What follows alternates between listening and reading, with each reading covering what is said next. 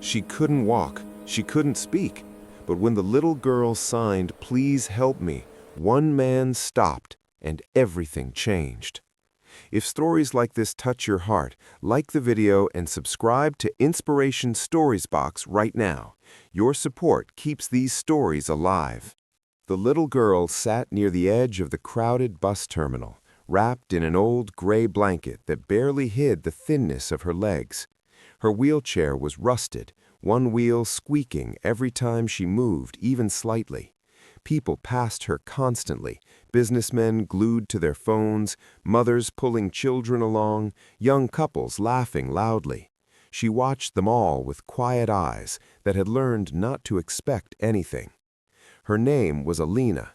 She was 12 years old, paralyzed from the waist down since birth, deaf since the age of 3 after a severe illness no one treated in time. The world had gone silent for her long ago, but the loneliness was loud. Alina's hands trembled as she raised them again. Slowly, carefully, she signed the words she had memorized from an old volunteer who once taught her basics before disappearing from her life like everyone else. "Please, help me." Her fingers moved with effort, her arms weak from hunger. Some people noticed the movement and looked away quickly, pretending they hadn't seen. Others stared for a second, confused, then kept walking. A few dropped coins without stopping, never meeting her eyes. Across the terminal, a man sat on a bench holding a paper bag with a half-eaten sandwich.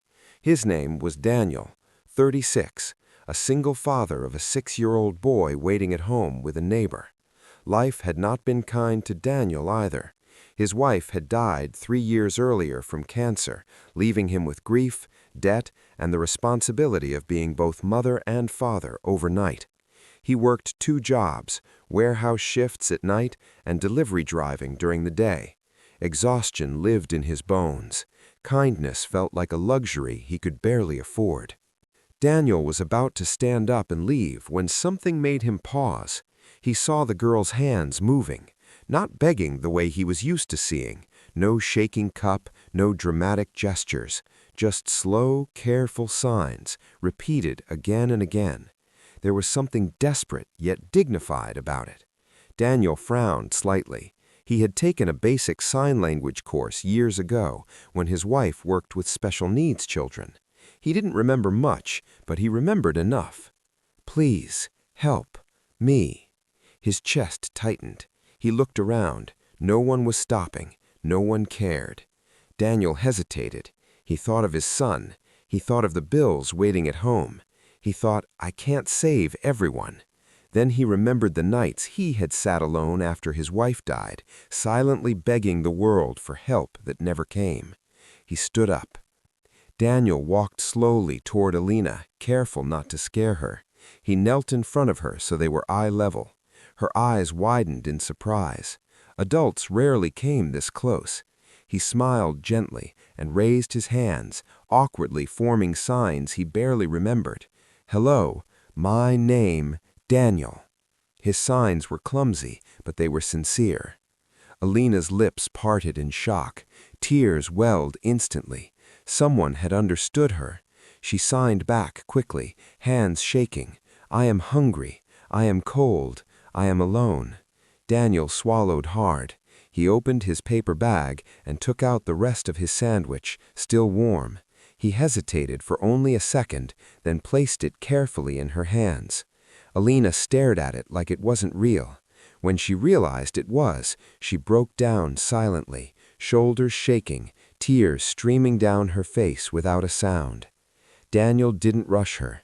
He sat there, right on the cold floor beside her wheelchair, ignoring the stares.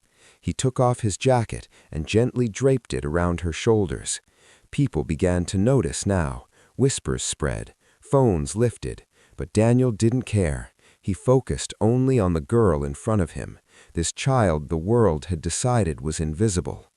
Then Alina signed something else, slower, more painful. "I don't want money. I want my mama."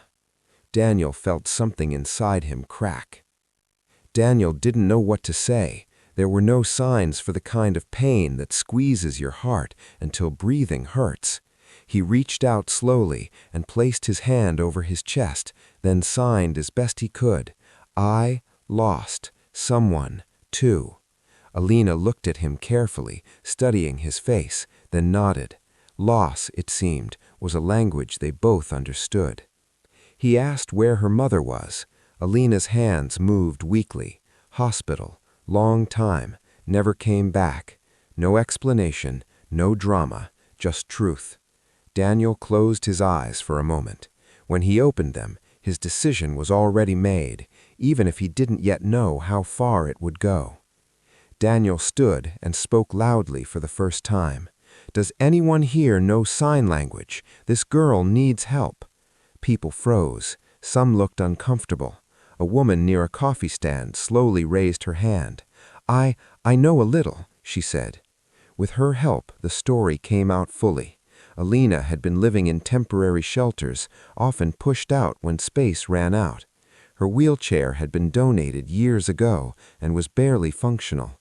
No consistent care, no schooling, no family. What happened next felt unreal. A small crowd gathered. Someone called local services. Another person offered a blanket. A man quietly handed Daniel his business card. He ran a non-profit for children with disabilities. Cameras appeared, but Daniel gently shielded Alina from the lenses, like a wall. Hours later, as emergency social workers arrived, Alina clung to Daniel's hand, terrified. She signed frantically, "Please don't leave." Daniel knelt again, eyes wet. He signed slowly, deliberately, "I will not disappear." And for the first time that day, Alina smiled, a small, fragile smile that carried a lifetime of pain and hope. The story didn't end at the terminal. Daniel visited her, then visited again. He learned proper sign language at night after work, practicing with aching hands. He brought his son to meet her. A bond formed quietly, naturally. Months passed. Paperwork, court visits, endless forms. People said it would be too hard, too expensive, too complicated. Daniel didn't listen. 1 year later, in a small living room filled with sunlight, Alina sat in a new wheelchair decorated with stickers. On the wall were drawings from school. Yes, school. Daniel's son sat beside her, patiently helping her with homework, signing words he had learned just for her. Daniel watched from the doorway, overwhelmed. Alina looked up and signed something that made Daniel drop to his knees. "Thank you for seeing me, Daddy." There were no words, only tears. If this story moved you, please like the video and subscribe to Inspiration Stories Box. Stories of kindness deserve to be shared, because one small act of kindness can change a life forever.